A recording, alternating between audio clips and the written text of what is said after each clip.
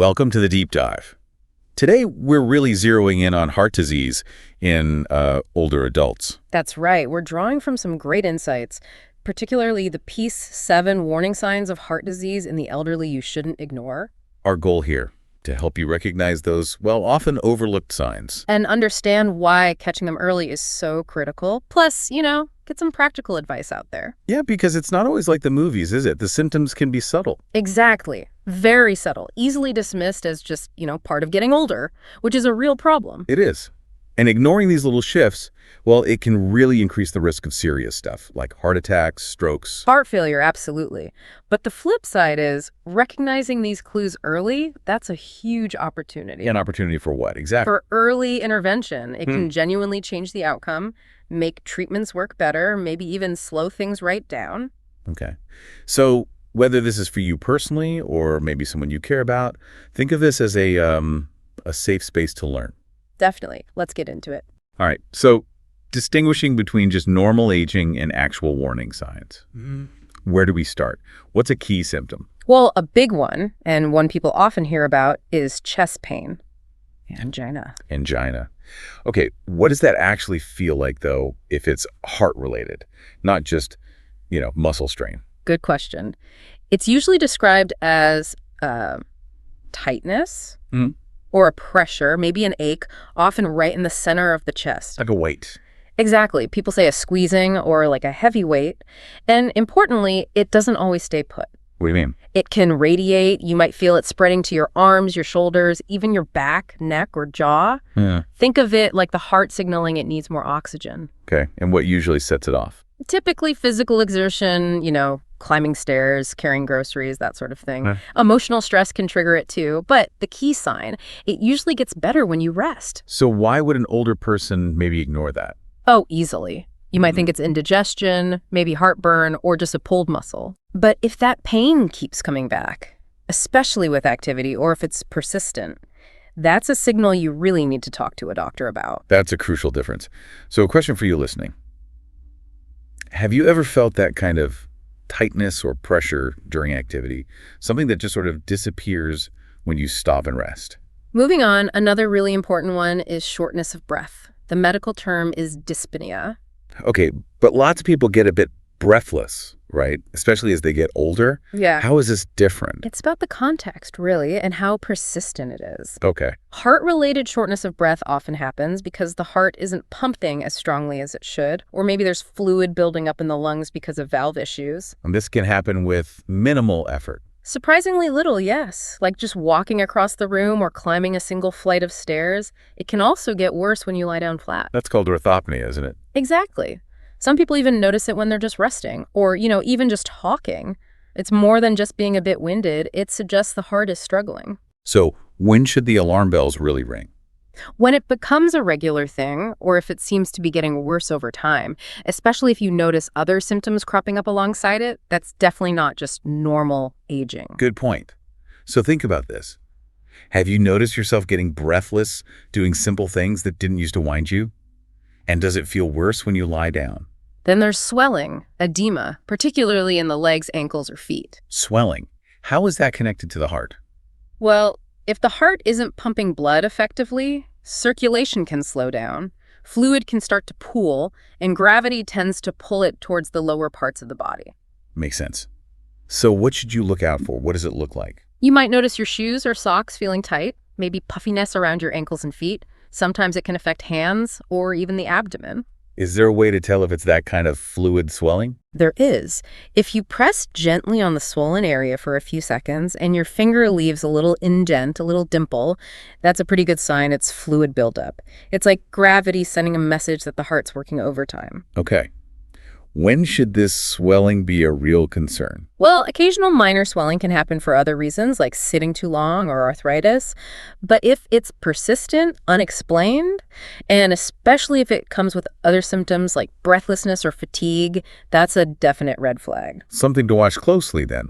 Ask yourself, Yeah. have you noticed this kind of swelling maybe after being on your feet? Does elevating your legs seem to help it go down? Let's talk about irregular heartbeat next. A common one is atrial fibrillation, or AFib. AFib, we hear that term a lot. What's actually going on in the heart? With AFib, the heart's upper chambers, the atria, they start beating erratically, chaotically, really, instead of a nice coordinated It's like they're out of sync. Exactly. It's quite common, particularly in older adults, and the big concern is that it significantly increases the risk of stroke. It's like the heart's rhythm section has gone off-key. How would someone know they have it?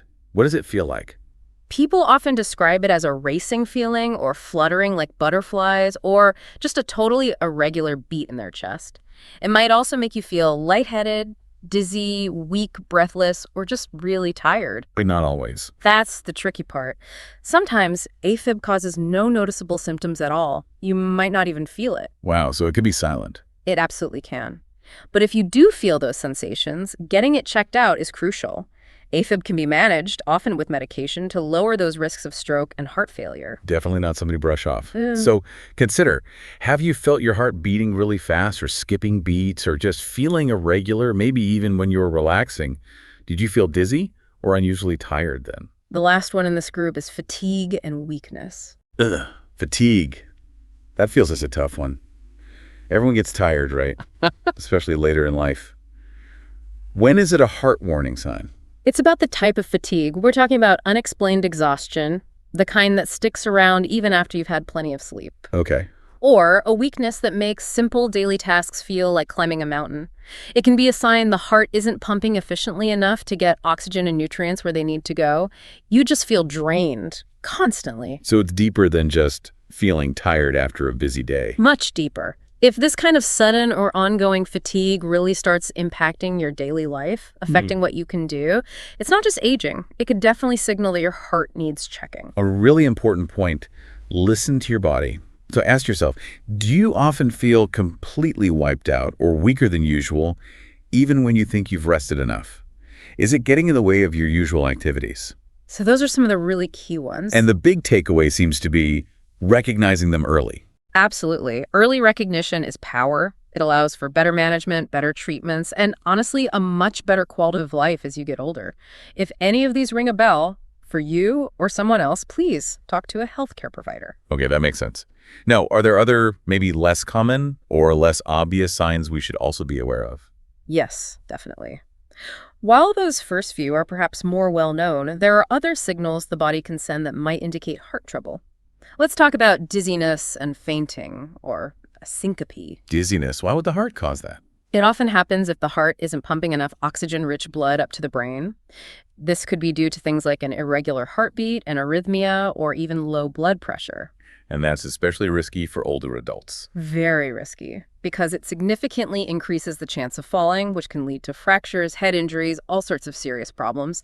It's basically the brain saying it's not getting enough fuel from the heart. What specific feelings should people watch for? Feeling lightheaded, maybe like the room is spinning, particularly if it happens when you stand up quickly, sudden fainting spells, or even just losing your balance unexpectedly, especially after activity. Even just feeling unsteady often, leading to falls, could be linked. So it's more than just the occasional head rush. If it's happening frequently, definitely don't ignore it. It could point to an arrhythmia, low blood pressure, maybe even heart failure. Needs checking out. Okay, so think about this. Have you had episodes of dizziness or actually fainted, maybe when standing up or moving around, particularly after some activity? Another one that might surprise people is excessive sweating, hyperhidrosis. Sweating? Really? How is that connected? Well, sweating heavily, especially when you're not exercising or hot, can be a sign. Particularly cold sweats. They're quite common during a heart attack or other sudden cardiac event. Why does that happen? It's often the body's stress response to the heart struggling, maybe due to reduced blood flow or not enough oxygen. What kind of sweating should raise a flag? Sudden sweating that comes out of nowhere, no obvious reason like heat or exercise. Night sweats can be a sign too. And especially those cold, clammy sweats, particularly if they come alongside other things like chest pain, feeling sick, or being short of breath. Different from just feeling hot then? Yes. If you suddenly start sweating profusely, especially with those other symptoms, it could be serious. It might signal a major heart event needing immediate attention. Crucial to know. Ask yourself, have you noticed episodes of sweating a lot, maybe at night or when you weren't exerting yourself? Did anything else unusual happen at the same time? Then there's unexplained weight loss. Weight loss. How does the heart tie into that? In some situations, particularly with heart failure, the heart is working so hard just to pump blood that it can actually affect the body's metabolism. This can sometimes lead to losing weight without meaning to. And older adults might not even notice right away. Exactly. It can be subtle, but it's potentially significant. Think of it as a sign the heart's engine is working way too hard. What are the signs? Losing weight when you haven't changed your diet or activity levels, maybe a noticeable drop in your appetite for no clear reason, or just losing weight quite quickly. So it's not intentional diet-related weight loss. No, definitely not. And while other things can cause weight loss, if it's happening along with fatigue, breathlessness, or swelling, it could be a pointer towards heart failure or another significant heart issue. Okay, so reflect on this. Have you lost weight recently without trying? Maybe you noticed your appetite isn't what it was or felt more tired or breathless. And finally, let's touch on feelings of anxiety or stress. Anxiety. That seems common enough. How could it be heart-related? Well, sometimes the physical sensations caused by heart disease, like the heart not pumping efficiently, can actually trigger the body's stress and anxiety responses. Yeah. And if an older adult already deals with anxiety, an underlying heart problem could potentially make it feel worse. It's not just worry, it could be tied to heart function. What kind of feelings are we talking about? Increased anxiety without an obvious trigger. Sometimes people describe a sense of impending doom, which can be linked to cardiac events. Or maybe noticing physical signs like a racing heart, shortness of breath, feeling really overwhelmed alongside the anxiety. So different from just day-to-day stress. Yes, especially if the anxiety comes packaged with physical symptoms like breathlessness or dizziness, it's worth considering if there might be an underlying heart link. Interesting. So ask yourself, have you felt unusually anxious lately? Particularly if it came with physical feelings like chest tightness, dizziness, or shortness of breath. More stress than usual without a clear reason. It really highlights how varied these signals can be. It does. Even these less obvious ones seem really important not to ignore. Absolutely. Because heart disease often creeps up slowly, these might be the earliest warnings. Acting on them quickly can make a huge difference down the line. Okay, let's pivot now. Let's talk about what we can actually do. What proactive steps can people take to protect their heart health as they age? Yes, prevention. It's the most powerful approach, really. And there are definitely concrete steps you can take. One of the absolute cornerstones is adopting healthy eating habits. Right. What does a heart-healthy diet really look like, especially for older adults? It's about balance, focusing on cutting down saturated fats, way too much salt, and heavily processed foods. Instead, load up your plate with lots of colorful fruits and vegetables. Choose whole grains, think brown rice, oats, whole wheat bread instead of the white refined stuff. Lean proteins too. Yes, lean proteins, and limiting sugar is important, but also including healthy fats, things like avocados, nuts, olive oil. They're good for you. It's about fueling your heart wisely. So the emphasis is really on whole, less processed foods. That's it, exactly. Eating this way directly helps manage things like blood pressure and cholesterol, which are major risk factors for heart disease. Okay, diet is key. What about physical activity? How important is staying active? Hugely important. Regular activity improves your circulation, helps control blood pressure, and it's great for managing weight, too. What kind of exercise is best? Does it have to be intense? Not at all. Low-impact activities are fantastic. Things like walking, brisk walking is great swimming, gentle yoga. The goal is aiming for about 30 minutes of moderate activity most days of the week. And if someone isn't active now? Just start slow, maybe 10, 15 minutes. Gradually build up. The key is consistency. It keeps your heart strong. So even smaller, regular bouts of activity add up. Absolutely. It strengthens the heart muscle, improves overall cardiovascular health, and significantly lowers the risk of heart attack and stroke. And we can't forget about regular checkups with the doctor, can we? Spot on. Those regular visits are absolutely vital for keeping tabs on your heart health and catching any potential issues early on. What should people expect or ask about during those checkups in terms of heart health? Your doctor will likely check your blood pressure, run tests for cholesterol levels, check your blood sugar, and definitely talk to them about your family history or any other risk factors you might have. Ask if specific heart screenings might be a good idea for you. Think of it as partnering with your doctor. Why are these regular checks so critical? Because they allow for early detection. Catching high blood pressure or high cholesterol early means you can manage it better and prevent serious problems down the road. It just makes everything more manageable. Okay, so boiling it down for prevention. Eat well, move regularly, and see your doctor consistently. That's the core of it, yes. Taking charge of those areas really helps safeguard your heart as you age. Right. Now, we've talked about early signs and prevention, but it's also crucial to know when a situation is truly urgent, right? When immediate medical help is needed. Absolutely critical. Recognizing those subtle signs is one thing, but knowing when to act fast can literally be a lifesaver. Let's start with severe chest pain or pressure. What makes it severe in this context? We're talking about pain that feels like intense pressure, maybe squeezing or a crushing feeling in the chest.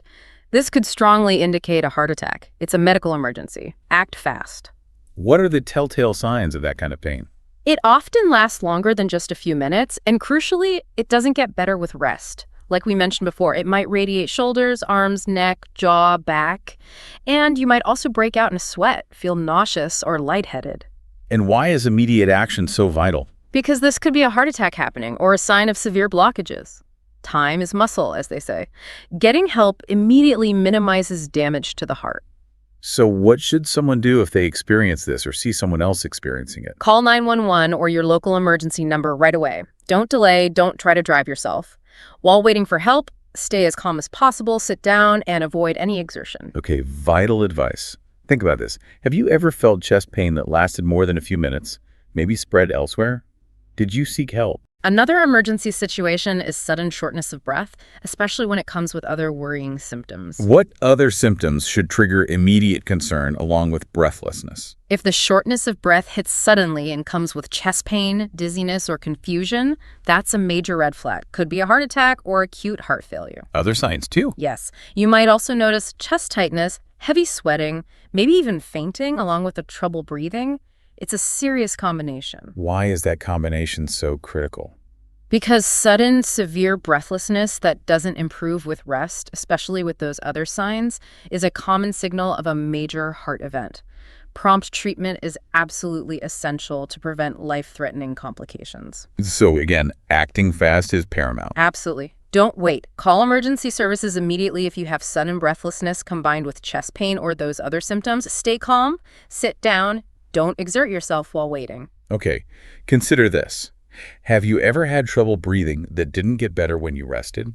And did it happen along with any other unusual feelings? Then there's an irregular heartbeat that happens alongside fainting or severe dizziness. We talked about irregular heartbeats, AFib, for example. Why is the combination with fainting or dizziness so urgent? Because it suggests the irregular rhythm, like AFib, is significantly affecting blood flow to the brain. That needs immediate medical assessment because untreated arrhythmias like that carry a high risk of stroke. It's a sign of potentially dangerous rhythm issues. What's the immediate action here? Seek medical attention right away. Go to an urgent care or emergency room. They'll likely want to do an EKG and electrocardiogram to check your heart's rhythm. Okay, a question for you. Have you felt your heart racing or beating irregularly and also felt very dizzy or actually fainted? If that happened, did you get it checked out? And finally, significant swelling in the legs and abdomen, especially if it's paired with difficulty breathing, warrants prompt medical evaluation. Why is that combination so alarming? It can be a strong indicator of worsening heart failure. The heart isn't pumping effectively, so fluid backs up in the body, hence the swelling, and often into the lungs, causing the breathing problems. This needs prompt assessment. What should someone look for, and what's the action plan? Noticeable swelling, maybe in the lower legs, ankles, or even the belly, perhaps with a bloated feeling. And importantly, difficulty breathing, especially when lying down flat that maybe feels a bit better when you sit up. Untreated heart failure can become life-threatening. So don't wait. Don't wait. Seek medical attention quickly if you experience swelling like that, along with breathing difficulties. They'll need to run tests to figure out what's going on and get treatment started. All right. Last reflection for this urgent section. Have you noticed significant swelling along with trouble breathing, maybe especially when you lie down? How often did that happen? It's really clear that in these specific situations, speed is absolutely essential. It truly is. Knowing when it's an emergency is just as important as recognizing the earlier signs. But let's swing back to the positive, proactive side again. How can we build on those basic prevention tips? Yes, let's reinforce that. We touched on diet, but maybe we can get a bit more specific about eating for heart health. Definitely. So really aim for variety. Lots of different colored fruits and vegetables every day. Make whole grains your go-to, things like oats, quinoa, brown rice, whole wheat pasta instead of white bread or white rice. And the fats and salt. Be really conscious of limiting saturated fats, trans fats, excess sodium, and those highly processed foods. But do include healthy fats. We mentioned olive oil, avocados, nuts, seeds, and fatty fish like salmon or mackerel with those omega-3s. It's about building that foundation of good nutrition. So smart swaps and focusing on whole foods seems key. Exactly. It directly helps manage those big risk factors: cholesterol, blood pressure, weight, and inflammation. And exercise. We said 30 minutes most days. Any other tips for incorporating that? Find something you actually enjoy. If you hate it, you won't stick with it. Brisk walking is great. Swimming, cycling, dancing, gardening, it all counts. What about strength? Good point. Including some strength training a couple of times a week is also beneficial, along with flexibility exercises like stretching or yoga. It's about moving your way to a healthier heart consistently. And the benefits again? Better circulation, lower blood pressure and cholesterol, helps manage weight, reduces stress. It's a win-win-win. Okay, and let's hammer home the checkups point again. It's not just about going, but about the conversation, right? Absolutely. Be proactive. Know your numbers: blood pressure, cholesterol, blood sugar. Talk to your doctor about your personal risk. Follow their advice, whether it's lifestyle changes or medication if needed. So it's an ongoing partnership. Precisely. Regular monitoring and working with your doctor is your best strategy for catching things early and preventing problems. It's about staying informed and protecting your heart. All right. Beyond diet, exercise, and checkups, what other lifestyle factors play a big role in heart health, especially as we age? Oh, several crucial ones. Let's talk about managing stress and looking after your mental health. How big an impact does stress have on the heart, really? It's significant. Chronic stress keeps your blood pressure up, your heart rate elevated, and it can fuel inflammation throughout the body. All of that increases heart disease risk.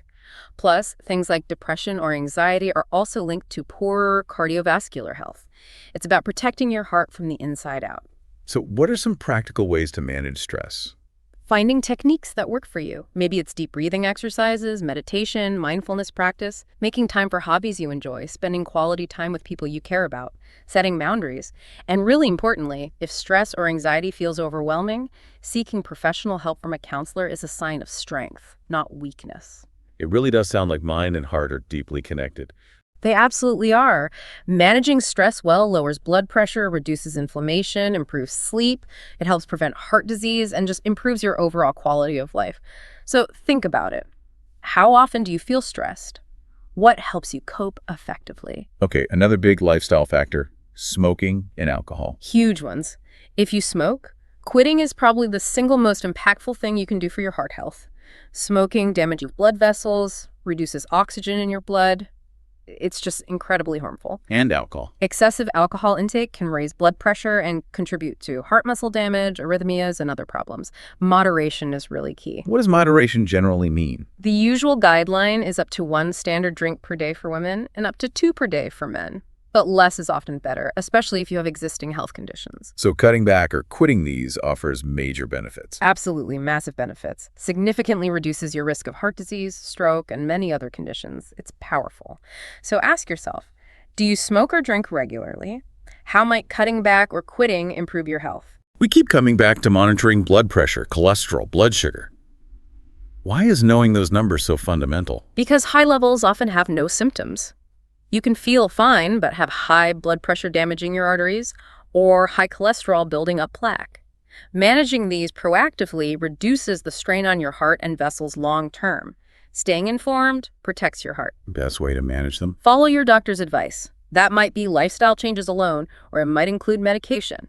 And get them checked regularly, even if you feel okay. Don't wait for a problem. Proactive is the word. A question then. Have you had these key numbers checked recently? Are you taking the steps needed to keep them in a healthy range? And we can't forget sleep. Right, sleep. How important is that for the heart? Incredibly important. Sleep is when your body repairs itself.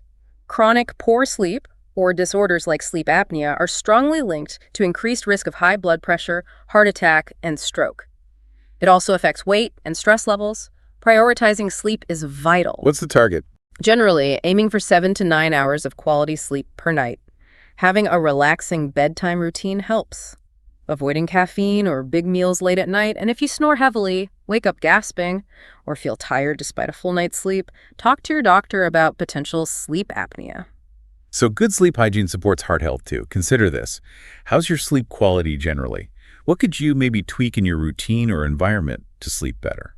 And one last lifestyle piece, often overlooked, social connection. Social life. How does that link to heart health? Well, research shows that social isolation and loneliness are actually risk factors for heart disease, particularly in older adults. Feeling disconnected can increase stress and depression. And the positive side? Strong social connections, feeling supported, engaging in enjoyable activities with others that improves mental well-being, buffers stress, and contributes to overall health and longevity. It nurtures your heart through relationships. How can people stay connected? Make an effort. Call friends, visit family, join clubs, volunteer, take classes. Find activities you enjoy that involve other people. If you feel isolated, look into local community centers or support groups. So connecting with others is good for the heart too. A final thought here. How connected do you feel? Are you involved in social activities you enjoy? It really seems like a holistic approach is needed. It really is. It's about weaving all these things, diet, exercise, stress management, sleep, social connection, medical care, into the fabric of your life. Okay, as we start to wrap up this deep dive, what are the absolute must-remember points about heart health for older adults? I think it boils down to a few key things. First, really pay attention to those potential early signs. Chest pain, breathlessness, swelling, fatigue, irregular beats. Don't just dismiss them as getting old. Okay, number one. Be aware. Second, know when symptoms are serious and require immediate medical help. Don't hesitate in those emergency situations we discussed. Number two, know when to act fast. Third, actively cultivate that heart-healthy lifestyle. Make conscious choices about your diet. Stay physically active, manage your stress, get enough sleep, stay connected. Number three, live healthy proactively. And fourth, work with your doctor. Get regular checkups, know your numbers, and manage any risk factors you have. Number four, monitor and manage. Got it. And your final word of encouragement for everyone listening. Just remember that taking care of your heart is one of the best forms of self-care there is. And it is truly never too late to start making positive changes. Small steps matter. Hugely. Even small steps done consistently add up to significant long-term benefits. Focus on progress, not perfection. Taking control of your heart health is an investment in your future. That's a great message. Now, before we finish, let's quickly tackle some common myths or misunderstandings about heart disease in the elderly. These can really get in the way, can't they? They really can. They stop people from taking action or seeking help. A big one is the idea that heart disease mainly affects older men. Yeah, you hear that a lot. What's the truth? The truth is, heart disease is a major killer of women too, especially after menopause. Women over 60 are at very high risk. And crucially, women might experience different symptoms, less classic chest pain, maybe more nausea, fatigue, dizziness. So it's definitely not just a man's problem. So women need to be just as vigilant. Absolutely. So ask yourself, did you think it was mostly a male issue? Regardless of gender, what steps will you take? Okay, myth number two. Heart disease only causes chest pain. Another dangerous one. As we've discussed, while chest pain is common, there's a whole range of other symptoms. Shortness of breath, fatigue, dizziness, swelling, palpitations. Sometimes heart disease develops without any chest pain at all. Many other symptoms can signal trouble. So focusing only on chest pain means potentially missing other crucial signs. Exactly. Awareness of the diverse symptoms is key. So were you aware of signs beyond chest pain? Have you maybe experienced other persistent symptoms you dismissed? Myth three. If I don't have chest pain, my heart must be fine. This one's risky. Heart disease, like atherosclerosis or high blood pressure, can develop silently over years. No pain doesn't necessarily mean a healthy heart. It can sneak up on you. It really can. Plaque can build up, pressure can rise, all without causing symptoms until something major happens, like a heart attack. That's why regular checkups, checking blood pressure, cholesterol, maybe an ECG, are so important, even if you feel well. Waiting for pain is not a good strategy. Do you hold this belief? Are you getting checkups even if you feel fine? Myth four, and this hits close to home for many older listeners. I'm older now, it's too late to do anything about heart disease. This one makes me sad because it's so untrue and so disempowering. It is never too late. Lifestyle changes, better diet, more activity, quitting smoking, managing stress make a difference at any age. Medical treatments are also effective for older adults. Positive changes are always beneficial. So age is not a barrier to taking action. Not at all. We have to debunk this idea. It stops people from improving their health and quality of life. So, have you felt it might be too late? What one small change could you start today? And the last myth. Heart disease is just an inevitable part of getting older. While risk certainly increases with age, it is not inevitable.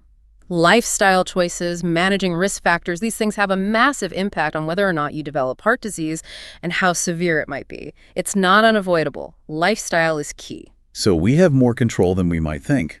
Much more. Believing it's inevitable can lead to complacency. Knowing you can influence your risk empowers you to take those proactive steps. Did you think it was unavoidable? What steps can you take now to lower your risk? Busting these myths feels really important for encouraging people to take charge. It's crucial. Don't let these false ideas hold you back from caring for your heart. Okay, so we've cleared up some myths. We understand the signs, the risks, the prevention strategies. How do we put this all together? How do we move forward and actually create that heart-healthy future? It's about translating knowledge into action, into habits. A great starting point is setting small, achievable health goals. Like what? Give us an example. Okay, maybe it's I'll take a 15-minute walk every morning, or I'll add a salad to my lunch 3 times this week. Start small, something you know you can do, track it, maybe keep a little journal, and celebrate when you hit those small goals. It keeps you motivated. Small steps, big impact. Making it manageable, not overwhelming. Exactly. Consistency with small steps beats trying to overhaul everything overnight. So what's one small, achievable goal you could set for yourself today? How could you break it down? And having support helps, right? Not going it alone. Definitely. Build your support system. Talk to your family or friends about your goals. Maybe join a walking group or a healthy cooking class. Your doctor is part of your support system too.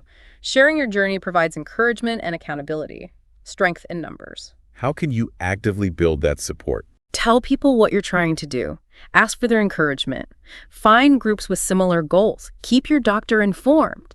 So who could be in your support network? How can you involve them? And staying informed is an ongoing thing. Absolutely. Keep learning. Read articles, listen to podcasts like this, watch reliable health videos, understand how nutrition, exercise, stress, sleep all impact your heart.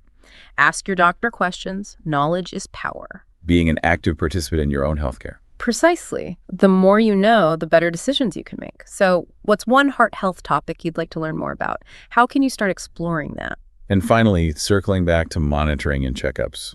Non-negotiable. Pretty much. Schedule those regular doctor visits. Monitor things you can at home, like blood pressure or weight if your doctor advises. Get the recommended screenings. It's your early detection strategy. Keeping track is key. Absolutely. It allows for timely action. Oh. When was your last checkup? Are you scheduled for the next one? What should you be monitoring? Okay, so let's talk about building these things into a daily routine, making it automatic. Yes, routines make habits stick. Let's start with food. Create a heart-healthy eating plan. Aim for that half plate of veggies at lunch and dinner. Choose whole grains consistently. Use healthy fats like olive oil. Limit the processed stuff, the high salt, high sugar, bad fats. Fuel your day the heart-smart way. What are the direct benefits of eating this way daily? Helps manage cholesterol, blood pressure, inflammation, weight. Gives you essential nutrients. It's foundational. So what do your meals look like now? What small dietary tweak can you make today? And making exercise a daily habit. Oh, aim for that 30 minutes most days. Find things you like. A brisk walk, listening to music, swimming, dancing in your living room, gardening. If you're inactive, start with 10 minutes. Build up. Make it non-negotiable like brushing your teeth. Why is daily movement so good? Strengthens the heart muscle, helps manage weight, lowers blood pressure and cholesterol, boosts mood, reduces stress. Huge benefits. What activities do you enjoy? How can you fit 30 minutes in? Managing stress daily, too. How do we build that in? Schedule relaxation. Seriously. 5-10 minutes of deep breathing or meditation. Take short breaks during the day. Make time for hobbies. Connect with loved ones. Set boundaries to avoid overwhelm. And seek help if stress feels chronic. Benefits of daily stress management. Better mental well-being, lower blood pressure, better sleep, reduced heart disease risk. It's crucial. How do you manage stress now? What new strategy could you try daily? And prioritizing sleep every night. Yes. Aim for 7-9 hours. Create a calming wind-down routine before bed. Maybe read a book, take a warm bath, listen to calming music, keep the bed from dark, cool, quiet. Address sleep issues like snoring or apnea with your doctor. Why is consistent good sleep so important? Reduces heart disease risk, helps regulate blood pressure, allows body repair, manages stress hormones. It's restorative. How's your sleep? What could improve your sleep routine or environment? So it's about intentionally building these healthy actions into the rhythm of each day. That's exactly it. Consistency is what transforms actions into habits and habits into long-term health. And how do we make sure these habits stick for the long haul? Sustainability is key, isn't it? Absolutely. Lasting health comes from sustainable habits. Remember, consistency is paramount. Small daily choices build that strong foundation. Also, celebrate your progress. Acknowledge the positive changes. Reward yourself in healthy ways. It keeps motivation high. Accountability, too. Yes, stay accountable. Track your progress. Share your goals. Maybe find an accountability buddy or join a group. And finally, never stop learning. Stay curious about heart health. Adapt your approach as you learn more or as your needs change. As we wrap up this really comprehensive discussion, what's the final thought you want to leave us with? Just that your heart health is a journey, not a final destination. Every day is a chance to make good choices. Every positive step you take, no matter how small it feels, has a real lasting impact on your well-being. And your final call to action for everyone listening. Start today. Pick one small thing, just one. Focus on making steady progress, not on being perfect overnight. Stay committed to nurturing your heart, and you invest in a longer, healthier, more vibrant life. Thank you so much for sharing all this vital information. And thank you, our listeners, for tuning into this deep dive. If you found this helpful, please share it with people you care about. Let's spread the word about heart health.